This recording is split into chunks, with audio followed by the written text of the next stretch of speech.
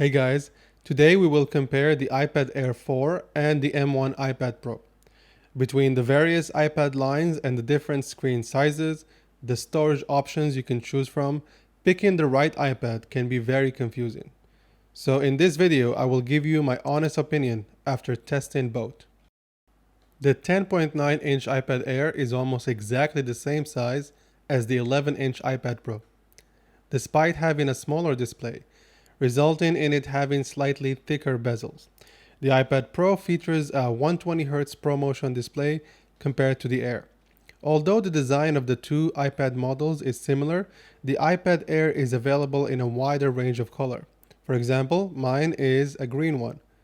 A key area of difference between the iPad Air and the iPad Pro is authentication. The iPad Air features Touch ID, while the iPad Pro features Face ID. In my experience, I found both very responsive, although I still prefer Face ID on the iPad Pro since you don't have to reach to the far edges every time you want to authenticate. The iPad Air features the A14 Bionic chip used in the iPhone 12 and the iPhone 12 Pro, and the iPad Pro contains the same M1 chip used in the MacBook Air, 13-inch MacBook Pro, Mac Mini, and the 24-inch iMac. The A14 Bionic features 6 cores and the M1 chips has 8 cores. The A14 has 2 high-performance cores and 4 high-efficiency cores, while the M1 has 2 additional high-performance cores. The M1 also has 8 GPU cores, which is double that of the A14. The iPad Pro can be configured with up to 16 GB of RAM, while only 4 GB on the Air.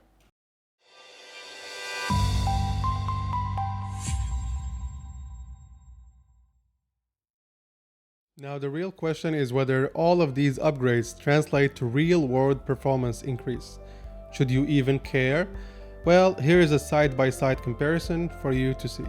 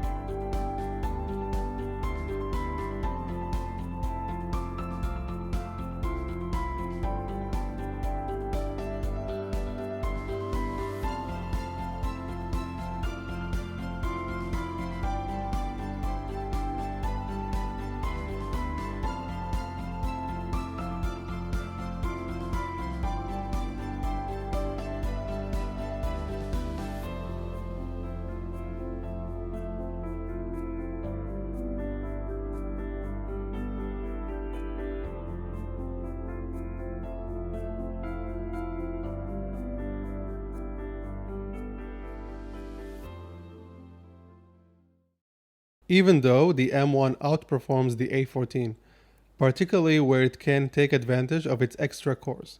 Both chips are among Apple's latest custom silicon chips. The A14 is more of a mobile processor, as shown by its presence in the iPhone 12, while the M1 is a laptop to desktop class processor, as shown by its presence in Apple's latest Mac computers. Only users with an intensely demanding workflow will need the extra power the M1 in the iPad Pro offers over the A14 in the iPad Air.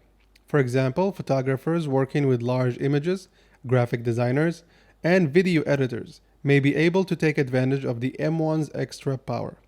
For the vast majority of users, the A14 Bionic will be more than enough and is very capable chip in its own right. So my advice to people, especially with a very tight budget, save the extra $200 and buy some accessories and get the iPad Air 4. Thank you guys and see you in the next one.